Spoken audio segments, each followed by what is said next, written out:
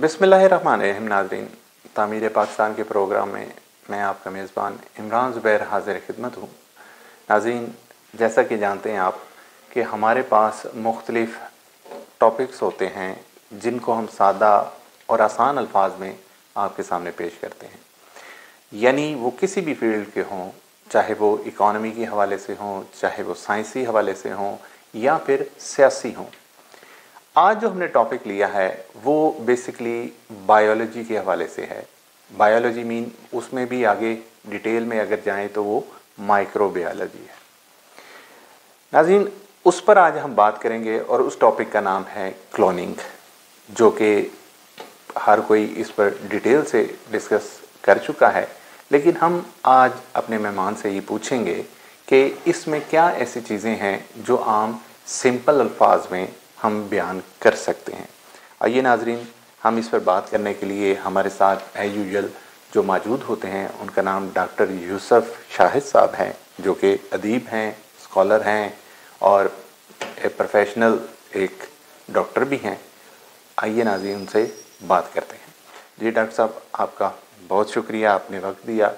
कैसी तबीयत है आपकी? डॉक्टर साहब, टॉपिक तो आपने सुना कि क्लोनिंग, सिंपल अल्फाज में हम इसे कहें कि कॉपी बनाना, यानी एक चीज़ की कॉपी हम तैयार करते हैं। अब इसमें मुख्तलिफ इसकी टाइप्स हैं।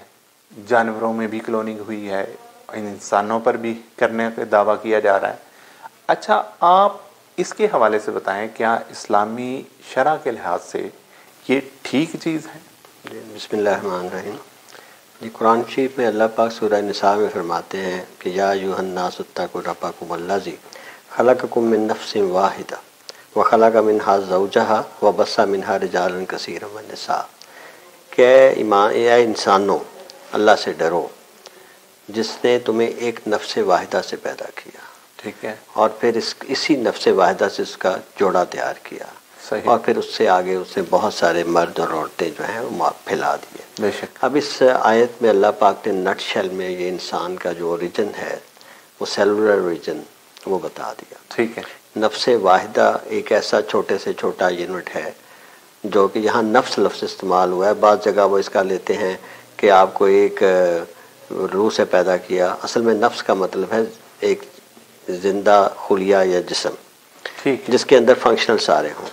अच्छा, इसमें जो है वो आपने जैसे कहा, ये इसका थोड़ा सा ये तारुफ हो जाए कि ये एक जेनेटिक कॉपी बनाना है कि ऑर्गेनिज्म की। ठीक है। और इसमें जाहिर है कि ये उसके लिए माइक्रोबायोलॉजी, आपने बड़ा अच्छा कहा कि ये माइक्रोबायोलॉजिकल लेवल पे ही काम होता है। इसमें हम आमतौर पे जो दो सेल ले लेते हैं। एक सेल जो है वो जैसे एग कहते हैं, या जो औरत का एक खुलिया है जो कि आगाज़ में एम्ब्रियो बनाने के लिए ज़रूरी है। ठीक है। उसके अंदर से न्यूक्लियस निकाल के हम एक और बॉडी सेल या दूसरा उसमें से एक सेल लेते हैं और उसका न्यूक्लियस इसमें रख देते हैं। ओके। और जब ये फर्टिलाइज होकर एम्ब्रियो की स्टेज पे आता है तो हम इसे दोबारा ह्यूमन जो वेमेन है उसमें रख देते हैं, उसमें रख दिया जाता है ताकि वहाँ से वो एम्ब्रियो ग्रो कर सके। सही। अच्छा, इसमें इस्लामी लिहाज से इसको ज़्यादातर उलमा ने जायज़ करार दिया है।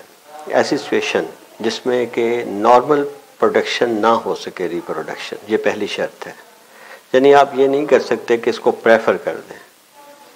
अगर किसी के हाँ ऐसी कोई प्रॉब्लम है कि औलाद होने में या कुछ और मसला है, तो उसके लिए इस टेक्निक को, जैसे टेस्ट ट्यूब बेबी है, उसके फ़वाइद के लिए इस्तेमाल किया जा सकता है। इसकी हम जिक्र करेंगे इसकी किस्में, क्योंकि असल में ये जो इसकी दूसरी वजह है कि हम इसको इस्तेमाल करते हैं वो थेरापेटिक यूज़ भी है इसका। थेरापेटिक यूज़ ये होता है कि एक इंसान के डिफरेंट ऑर्गन्स हैं, मिसाल के तौर पे लिवर है। अभी हमने देखा कि एक जानवर का दिल जो है उसे एक इंसान के दिल की जगह पे पिग का इस्तेमाल किया गया। तो इसी तरह मुख्तलिफ ऑर्गन्स हैं। अब वो ऑर्गन्स भी जेनेटिकल सेल से बनाए जा सकते हैं। ठीक है। तो इसका थेरापेटिक यूज़ तो इसमें तो कोई शक ही नहीं कि इसकी इजाज़त है। सही। इसी तरह इसका जो जेनेटिक यूज़ होता है, जेनेटिक यूज़ में हम ये करते हैं कि डिफरेंट बीमारियां जो होती हैं, डिफरेंट डिजीज़ हैं, जो जीन्स के अंदर से अगर वो डिस्कवर होती हैं तो हम डिजीज़ जीन को निकाल के उसी की जगह हेल्दी जीन लगा देते हैं। अच्छा। इसकी जगह बाज़ का ये भी किया जाता है कि एक इम्प्रूव्ड जीन, मिसाल के तौर पे अगर आप चाहते हैं कि आपको कोई ऐसा ऑफस्प्रिंग चाहिए जिसके अंदर मस्कुलर ज़्यादा हो, तो उसके ऐसे जीन जिनका एक्सप्रेशन मसल्स में होता है, उसमें अंदर एक इम्प्रूव जीन ऐड किया जा सकता है।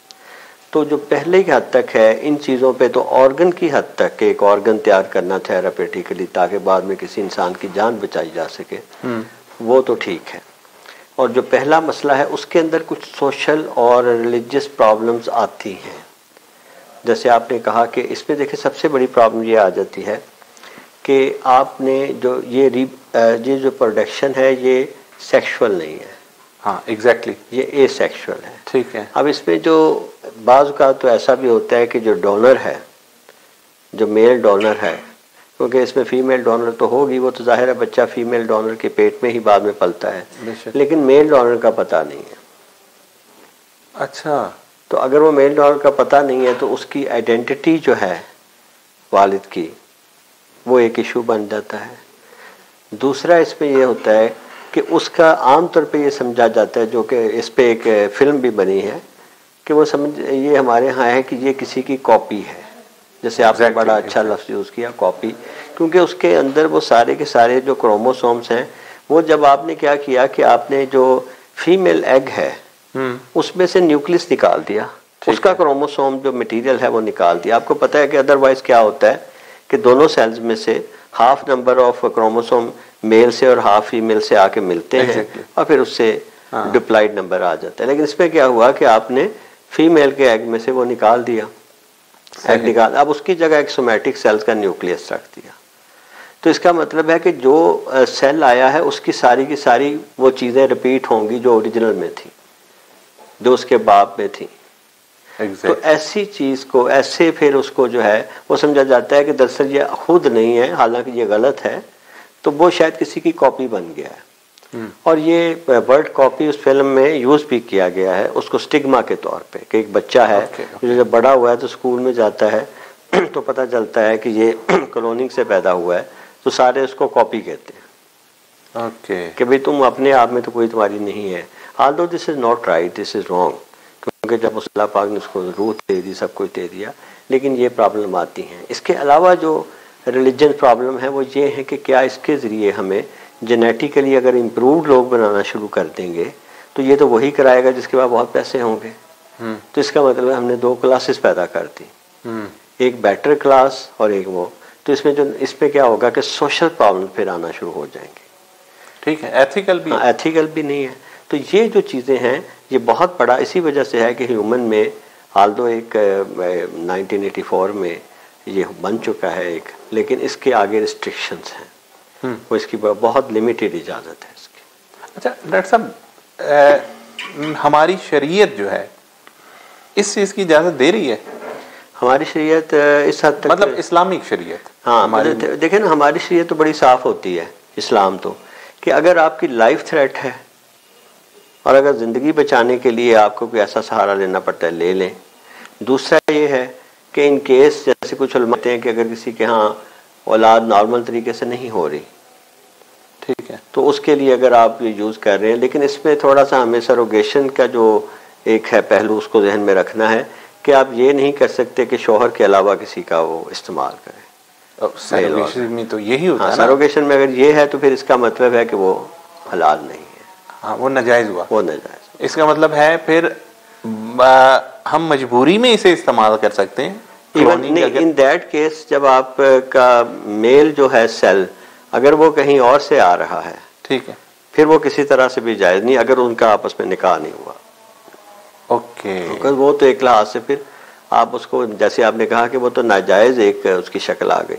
देखें, ये खुदा का ये मतलब नहीं है, अगर वो किसी को औलाद नहीं देता और इतनी मॉडर्न टेक्नोलॉजी के बाद भी नहीं आती तो फिर आप उसको छोड़ दें, आप उसकी हदों को तोड़ के आगे ना जाएं।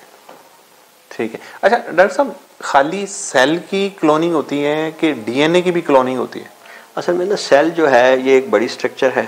ठीक, सेल के अंदर न्यूक्लियस होता है, न्यूक्लियस के अंदर क्रोमोसोम्स होते हैं, जैसे आपने डीएनए का, क्रोमोसोम्स के अंदर डीएनए होता है। क्रोमोसोम की स्ट्रक्चर होती है डबल हेलिक्स। ओके, और जैसे दो आपस में मिले होती हैं। लेडर आपने देखी है जो आमतौर पे घरों के बाहर लगी होती है ऊपर चढ़ने, अगर आप उसको ट्विस्ट कर देना और उसके लेडर के हर स्टेप को आधे में तकसीम कर दें ठीक है। तो वो आप समझ लें डीएनए की स्ट्रक्चर बन जाती है। अब डीएनए की जो लेडर का बाहर वाला हिस्सा है ये प्रोटीन से बन के बना है। सही। और जो उसके साथ आगे से जुड़ना है वो एक शुगर है। और उसके अंदर जो चीज़ें लगी हुई हैं उसे कहते हैं न्यूक्लियोटाइड।